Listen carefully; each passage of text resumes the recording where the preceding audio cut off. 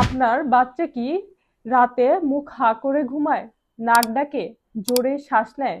থামুন, এটা কোনো নর্মাল ব্যাপার না। এটা একটা রোগের লক্ষণ যেটা আপনার বাচ্চার মুখের গঠন পর্যন্ত বদলে দিতে পারে। এই রোগটার নাম এনলার্জ অ্যাডিনয়েড বা অ্যাডিনয়েড বড় হয়ে যাওয়া।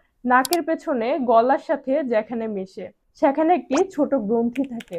3 থেকে 10 বছর বয়সী বাচ্চাদের এই গ্রন্থি বড় হয়ে গেলে যা হয় তা শুনুন। রাতে নাক বন্ধ থাকে, বাচ্চা মুখ দিয়ে শ্বাস নিতে পারে, ঘুম ভালো হয় না বা দিনে ঝিমায়, পড়ায় মন বসে না, খেতে চায় না, নাকি শরীর দুর্বল থাকে। সবচেয়ে ভয়ের কথা হচ্ছে লম্বা সময় এই সমস্যা থাকলে বাচ্চার উচ্চতা বাড়ে না ঠিক মতো।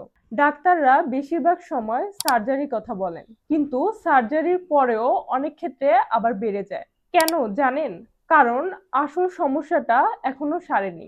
হোমিওপ্যাথিতে এখানে অন্যভাবে কাজ করে। এটা শুধু গ্রন্থি ছোট করে না, বাচ্চার রোগ প্রতিরোধ ক্ষমতা বাড়িয়ে দেয়, যাতে বারবার ঠান্ডা না লাগে। ফলে গ্রন্থি নিজেই ধীরে ধীরে স্বাভাবিক হয়ে আসে।